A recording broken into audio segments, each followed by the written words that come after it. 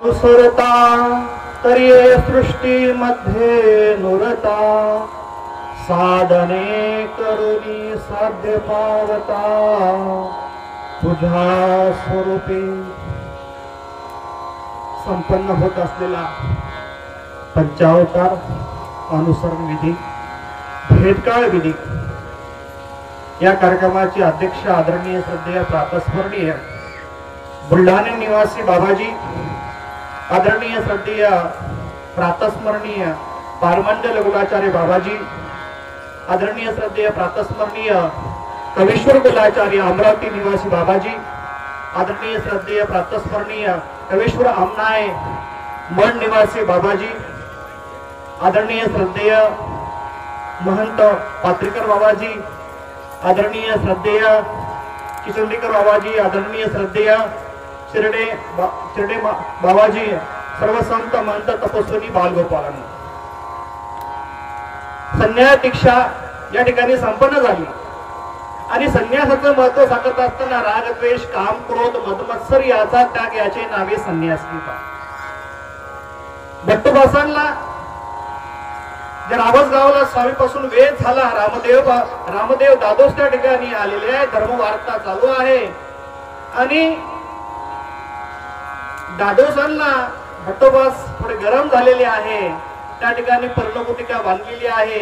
हे संत म्हणत असतील पण राग आलेल्या दादोसांना बाहेर आलेले आहे.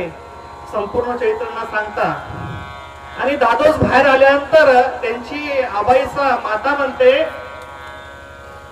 त्या दादोसांना आतमध्ये घेऊन ये. तर भट्टोबास विचार करता की खरं संन्यासी असतील त्यांना बोलवल्यानंतर ते आतमध्ये अवश्य येतील. दादोस बाहेर बसलेले आहे. भट्टोबास बोलवण्यासाठी गेलेले आहे आणि दादोसांनी भट्टोबासांच्या विनंतीला मान देऊन आणि ते आतमध्ये आलेले आहे आणि स्वामींच्या गोष्टी सांगितल्या. स्वामींच्या वेळा सांगितल्यानंतर ज्या आबाईसा उबाईसा महादाईसा शांत व्हायच्या त्याप्रमाणे भट्टोबासांनाही दादोसांनी परमार्गाचे स्वामींच्या लीला सांगितल्या आणि परमेश्वराचे तत्वज्ञान ऐकल्यानंतर भट्टोबासांना एक वेद निर्माण झाला. आता दौना परवा झालं. सिन्नरला या ठिकाणी स्वामींचा मुक्काम आहे. दादोस म्हणतात की आता परवा कारणे आम्हाला जा लागेल. चैत्र मध्ये महिन्यामध्ये दौन पर्व येतं त्याप्रमाणे स्वामींचा मुक्काम सिन्नर या ठिकाणी आहे. सिन्नरला आल्यानंतर त्या ठिकाणी स्वामींची मूर्ती बघून ज्या भट्टोबासांना नामे वेद झाला होता त्याप्रमाणे भट्टोबासांना स्वामींची मूर्ती बघून अत्यंत वेद निर्माण झाला आणि 6व्या भेटीमध्ये खडकोर संगमेश्वरी या ठिकाणी भट्टोबासांना बोध झाला आणि 7व्या भेटीमध्ये ते परमेश्वराला अनुसरले आणि राग द्वेष काम क्रोध मदमत्सर याचा त्याग याचे नावे संन्यास की बाई त्या ठिकाणी खडकोली या ठिकाणी स्वामींचा मुक्काम असताना भट्टोबा स्वामींना भेटीला आलेले 7वी भेट आहे. दादोस हा कानवाथर प्रमाणे भट्टोबासांना लागलेला आहे.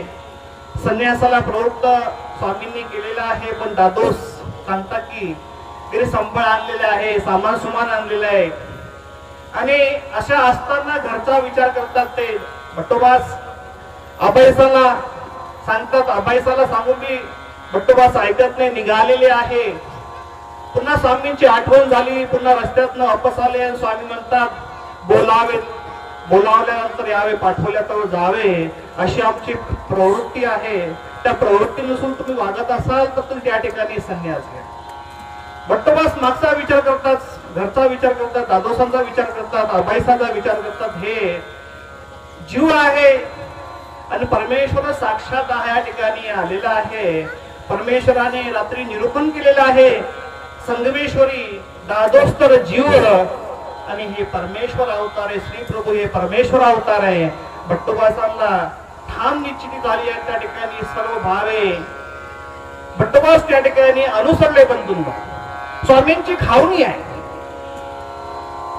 पैठणला असताना गणपत आपण स्वामींच्या भेटीला आलेले आहे आणि त्या ठिकाणी त्यांना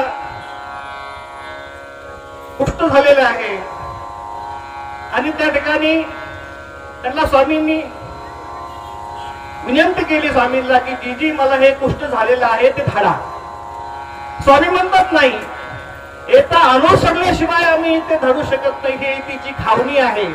म्हणजे परमेश्वराला अनुसरल्याशिवाय परमेश्वराचा जो आनंद आहे, आमचे पक्षकार काय म्हणतात, वासनिकही बनेल माझा परमेश्वर होईल.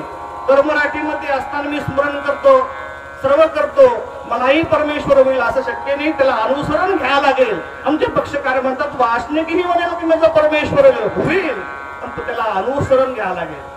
आणि त्या गणपत अपयोला स्वामी म्हणतात की या ठिकाणी तुम्हाला जो कुष्ठ झालेला आहे तो आम्ही अनुसरल्याशिवाय धाडणार नाही. स्वामीला तो म्हणतो धाडा, असं धाडू शकत नाही. आणि त्याप्रमाणे स्वामींची खावणी आहे, त्या खावणीला आज या ब्रह्मविद्येचं तत्वज्ञानाचा अभ्यास करून या आज 4 मुली परमेश्वराला अरण्यगती शरण गेले. बंधूंनो, 800 वर्ष झाले. 800 वर्षानंतर हा तत्वज्ञानाचा अभ्यास जीवाला अनंत जन्म गेलेले, अनंत योग गेलेले आहे. पण या परमार्गाला आज ईश्वराला या 4 मुली परमेश्वराला अनुसरण सरलेल्या आहेत, त्यांचं अनुसरण सिद्धीला जावं असं प्रभूचरणी प्रार्थना करतो.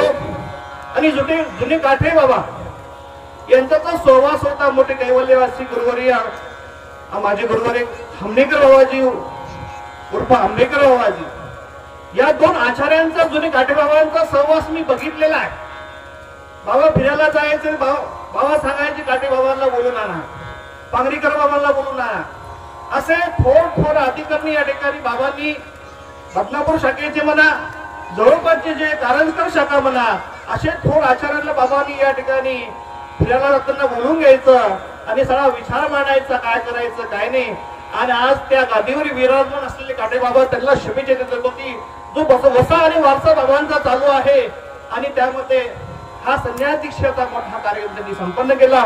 असेच कार्यक्रम त्यांना घडत राहो, उदंड आयुष्य परमेश्वर त्याला प्रदान करो अशी प्रभूचरणी प्रार्थना करतो आणि माझ्या शब्दाला विराम देतो. दंडवत.